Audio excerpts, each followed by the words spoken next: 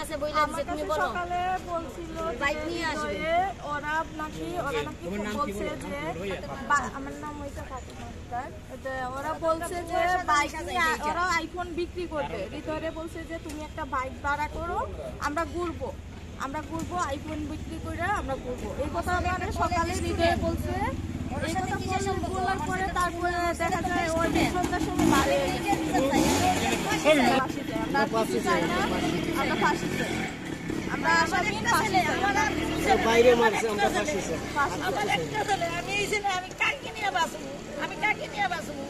ওরা কি একটা সাজানো সাজাইছে ওরা কি সাজাইছে আমার এক ছেলে আমার স্বামী নাই এগুলো সব মিথ্যা কথা ওই জুয়া ছেলেটা মারা গেছে ওর জুয়াটা ওরা টাকা পায় এগুলো সব মিথ্যা কথা ওরা কোনো টাকা পায় না ওর কাছে ওরা আসছে 2 মাস জিজ্ঞাসাবাদ করা হইছে না আমাকে তো এই এলাকার মধ্যে 2 মাসের মধ্যে কিসের টাকা জিজ্ঞাসাবাদ করা হইছে না আমাকে ওইখান থেকে বইলে আইছে যে আমাকে জিজ্ঞাসাবাদ করব আমার তো এক ছেলেই আমি তো রাত্রে উঠে বইলে আইছি ওরা তো সব জানে যে ওরা মূল ঘটনা শান্তি ভক্তে ওরা কাউ কেউই জায়গা দেয় না ওরা তো একটা সুর ওরা তো একটা ডাকাইত এরা যে আর জানি না জানি কারো মার বুক খালি করে ওরা তো সাজা পাওয়ার কোনো দরকার নেই ওরা ফাঁসি দেওয়ার দরকার বলে ঢাকায় নিয়ে গেছে সব মিথ্যে কথা এটা সব সাজানো কথা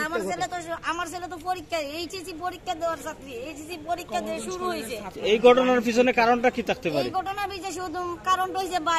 বাইক দেখানো ওরে আইফোন বিক্রি করব বাইক নিয়ে ঘুরবো এইটাই বাইক নিয়ে গেছে কে বাইক বিক্রি করবে বাইক নিয়ে গেছে ওরা ওই যে বাইক ওর পিছনে কারণ হইছে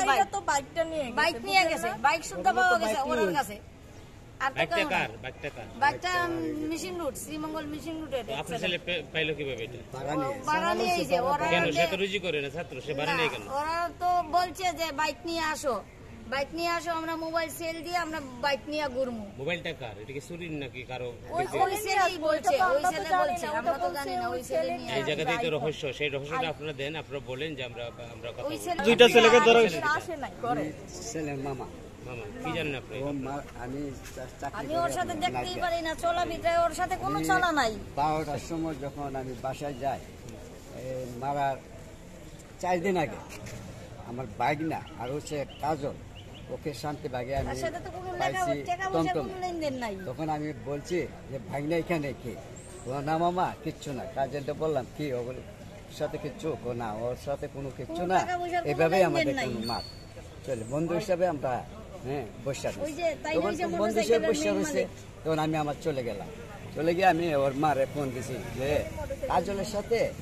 যে ভাগনা তখন ও মা গিয়া দেখছে যে